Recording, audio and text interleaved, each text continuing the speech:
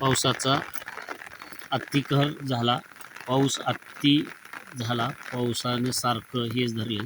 4 दिवस झालं पाऊस थांबेना. मोठा छोटा सारखा पडतच आहे. लोका नाले ओढे वाहत आहेत, तुडूंब भरलेले आहेत. लोका नाले ओढे वाहत आहेत, तुडूंब भरलेले आहेत ना. लोका असं वाहत आहेत. अतिशय पाऊस झाला. जनावराला चरू देत नाही. जनावराची उपास मारवले. असल्या झडीत बी भूक लागल्या. भुकीच्या आगीपोटी पशु आता सारखे चरत आहेत. बघा कसं चरू लागले. जकडून आकडून थंडीत सुद्धा ते बळंक्या सुद्धा आहेत. ते बळंक्या सोबतच हिंडत आहेत. ते गाईच्या मैत्रिणी म्हणलं जर गाई सोडल्या येतात. वडिलाचा गायचा आता वडील तिकडी कोट घालून नाहीत. मी इकडी छत्री घेऊन आहे. असल्या शेतकऱ्याला विश्रांती नाही बळीराजाला. ऊन असो वारा असो पाऊस मी वारंवार घडून येतो. त्याचा वाली कोण नाही, त्याचा कैवारी कोण नाही, त्याचा आवाज कोण नाही. स्वतःच्या धैर्याने स्वतःच्या हिमतीने अनवाणी पायाने उन्हाचे चटके खात ठेसा खात दगडाच्या माळा रानावर हिंडावं लागतं. पशु चारत वैरण घेत इचुकिड्याचा भेव नाही, इंचवाचं नाही, कशाचं नाही, थंडी वारा उन्हाचं नाही, उड्यानं घामगाळीत त्याला कधीच विश्रांती नाही बिचारायला. आणि त्याच्यावरच नैसर्गिक संकट. देव बी कसा आहे बघा. कष्ट करणाऱ्याला अन्नदाता ज्याच्या कष्टामुळं आपलं पोट भरतं, आपल्या ताटात आणसतं, त्याच्यावर संकट येतात. पाऊस नव्हता तोवर नव्हता, आता आला तो सारखा चालू झाला. नव्हता तेव्हा पिकं वाळून करपून चालती. पेरण्या दुबट तिबट झाल्या. 3 वेळेस खर्च झाला. आणि आता येऊन जास्त पाऊस होऊन पिकं उमळून जातील. तर आता तिकडे गाई चरत आहेत. आता निसर्गरम्य वातावरण पाऊस सारखा आहे का बघा. इथे बुरबुडीत सारखा पाऊस आहे. इकडे हो का ते नाले ओढे तुडूंब वाहत आहेत. बघा हे खळखळून तळे भरले, तळ्याचे सांडवे चालले.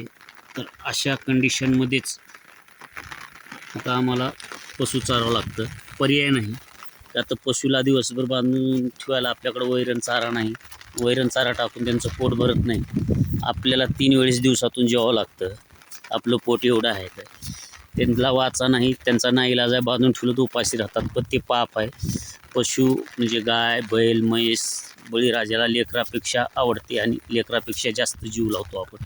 का तर आपला एकतर जिव्हाळा असतो आणि अर्धा संसार आपला त्यांच्यावरच असतो. ते एक आपल्या ATMच आहे. गाय असो शेळी असो म्हैस असो. दूध दररोज 2 टाईम दूध काढून काही दूध खायचं, काही दूध विकायचं, त्याच्यावरच आपली उपजीविका किंवा व्यवहार संसार चालतो.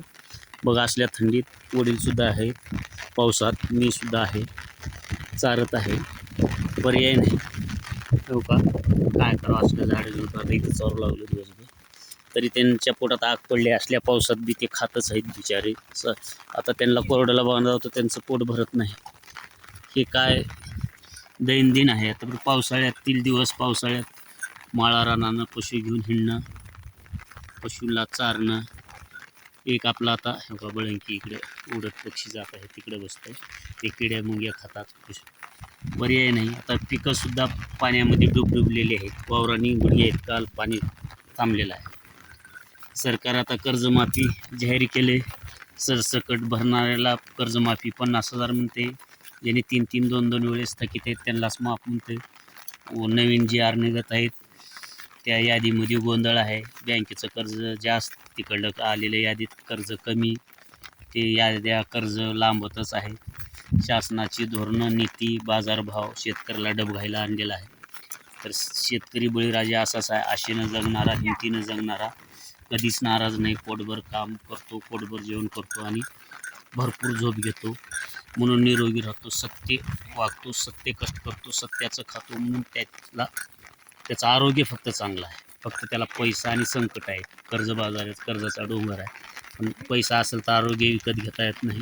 पैसा येईल जाईल पण आरोग्य महत्त्वाचं आहे. आता सारखा पाऊस चालू आहे. 4 दिवस झाला. आणखी उघडेल असा काही भरोसा नाही. सारखे काळोख अंधार दिसत आहे. उघडला ठीक, उघड नाही गेलं तर आता पिकाचं नुकसान होईल. पशु थंडीमध्ये हो काही जखडून बसतात. चारा जास्त खात नाहीत, पाणी पित नाहीत, दूध व्यवस्थित देत नाहीत. दुधावर परिणाम होतो. म्हणजे आमचं नुकसानच होणार. पाऊस तर पडावा पण पाऊस मोजका कामापुरता पडावा. पावसाचं असं झालं निसर्गाचा असं झाला लहरीपणा. नको त्यावेळी जास्त पाऊस पडायचा, पाहिजे त्यावेळेस पडायचा नाही. पडला की भरपूरच पडायचा, उघडला की कायमचाच उघडायचा. पण काय करणार आता ते शेवटी आपल्याला आपल्या हातात काय आहे. आपल्या हातात फक्त कष्ट करणे, पेरणे आणि परत नाही पिकलं, संकट आले तर पुन्हा पुढच्या वर्षी पिकेल, हे करील, असंच हे करायचं. तर पर्याय नाही, काय करावं आता. संकट एक आपल्या पाठीशी आहेत. संकटाचं नैसर्गिक आपत्ती आणि संकट हे आपल्या पाठीशी आहेत, पण त्यांना सुद्धा धैर्याने हिमतीने तोंड देऊन आपल्याला चांगलंच करावं लागतं. पर्याय नाही. वाचलं झालं सारखा 72 तास झालं खंड नाहीच पावसाला. आता आमच्या तर जिल्ह्यात आमच्या इकडं पडत आहे, मराठवाड्यात. आता दुसरीकडे कुठवर पडला आहे तेवढा काही माहीत नाही, पण असं पावसाळ्यात पिंडायचं असते. तरी आनंद वाटतो पावसात भिजणं, गुरंढोरांना भिजणं. गुरंढोरं पावसात जरूर भिजू द्यायची. पावसात गुरंढोरं भिजले तर वरून पडणारा पाऊस हा काही बाबतीत शास्त्रीय आणि वैज्ञानिक दृष्टीने चांगला असतो. त्या पावसात भिजल्यामुळे पशूचे रोग काही नाहीसे होतात, पशु धुवून निघतात, स्वच्छ होतात, ते विषाणू जीवाणू निघून जातात. वरील जमिनीवरच्या पाण्यापेक्षा वरून पडलेला पाऊस हा चांगला असतो. माणूस बी मातीत खेळला, पावसात भिजला तर आरोग्यासाठी चांगला असतं. आता पाऊस पडलेला तर कितीही पडलेला आहे अति, त्याला काही मर्यादा नाही. तर पाऊस आता थांबला तर चांगला आहे, आता थांबला तर पिकं येतील. आता सोयाबीन वगैरे पिकं फुलात आलेले आहेत. पाऊस जास्त झाल्यावर त्यांना फुलगळती होती, फुलं लागत नाही. एक तर दुष्काळ किंवा खंड पावसाचा पडून पिकं करपून वाळून जाणार, अति पाऊस होऊन उमळून जाणार, असे हे वर्षात चालत आहे. पीक विमा किंवा अतिवृष्टी भरपाई किती, खताबियाचं दाम निघत नाही. सरकार म्हणतं आम्ही दिलो, अहो खताबियाचं निघत नाही. नांगरण वेगळी, मेहनत वेगळी. शेतकऱ्याचं असं झालं आहे, शेतकरी जर दररोज शेतात राबला, त्याला 100 रुपये, 365 दिवसाचा हिशोब केला एका व्यक्तीचे, ते किती पैसे होतात? त्याला 100 रुपये मजुरी मिळते. एका कुटुंबातले 5, 10, 11, 3, 4 लोक शेतात राबतात, त्यांना 20 रुपये हजेरी पडत नाही. अशी परिस्थिती आहे. काय करावं आता? काळ बदलला, शेतीचा खर्च वाढला, शेती परवडत नाही, अतिशय महागडी खर्चिक झाली, पर्याय नाही, काय करणार? हा व्हिडिओ आवडल्यास साधा सोपा पावसाळ्यातील जीवन, शेतकरी जीवन, पाऊस अतिवृष्टी झाले, गुरं ढोरं हे आमचे संस्कृती, गावगाडा कृषी हे दाखवत आहे. व्हिडिओ आवडल्यास शेअर करा. अशाच नवीन नवीन व्हिडिओ पाहण्यासाठी चॅनलला सबस्क्राईब जरूर करा. हा आमचा व्हिडिओ आहे. कृषी गावगाडा शिवार रानवेडा